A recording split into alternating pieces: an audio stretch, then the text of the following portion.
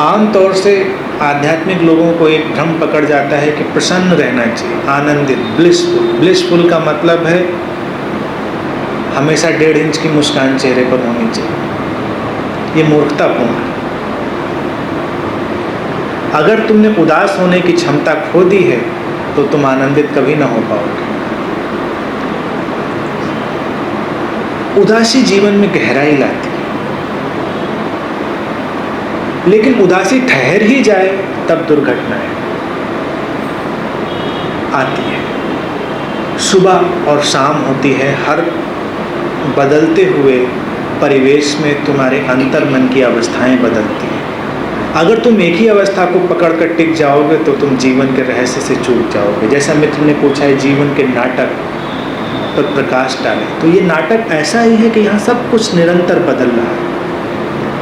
अगर तुम बसंत में वृक्षों को लहलहाते हुए देखते हो और आनंदित होते हो, तो जब पतझड़ में तुम पत्तों को झरते देखोगे, उसकी नंगी शाखों को देखोगे, तो तुम्हें उदासी भी पकड़ेगी।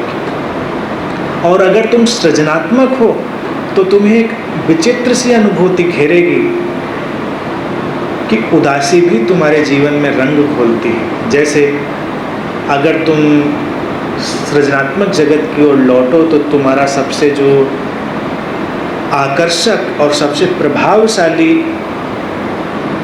साहित्य हो या वो चित्र हो, वो हमेशा उदासी के तल से निकला है, वो हमेशा वियोग के तल से निकला है। मिलन में कभी बहुत गहरी रचनाएं नहीं लिखी गई। जैसे जो लोग काव्य से परिचित हैं वो जानते हैं कि जब उदासी होती है, वेदना होती है, उससे बहुत गहरी रचनाएं निकलती हैं। और जब तुम प्रसन्न हो तो कई बार बहुत गहरी चीज़ें नहीं निकलती।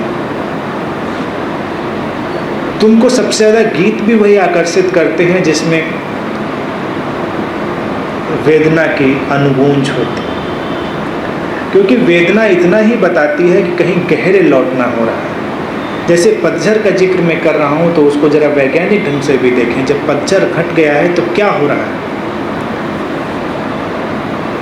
जो वृक्ष हैं उनकी जीवन ऊर्जा फिर से स्रोत में वापस लौट गई है और उस स्रोत से फिर से वो प्राणों को खींचकर ऊपर आ रही है। यानी कि जो अभी सब ठहरा हुआ दिखाई दे रहा है वो फिर से नए प्राणों को खींचकर सतह पर ला रहा है। यानी कि जो तुम्हें मिटने जैसा जान पड़ रहा है वो तुम्हें गहराई में ले गया है, गहराई से फिर वापस लाएगा। तो इसीलिए वेदना तुम्हें गहरा बनाती। मृत्यु भी गहरा बनाती है, क्योंकि मृत्यु भी स्रोत में वापस लौटना है और उस स्रोत से ऊर्जा को लेकर फिर नया जन्म लेना है। तो मैं नहीं कहता तुम उदासी और पीड़ाओं से बहुत मुक्त होने की चेष्टा करो, बस आघातों से मुक्त हो जाओ। जीवन के स्वीकार में रहो। जीवन के स्वीकार में रहोगे तो कभी कोई कष्ट नहीं होगा।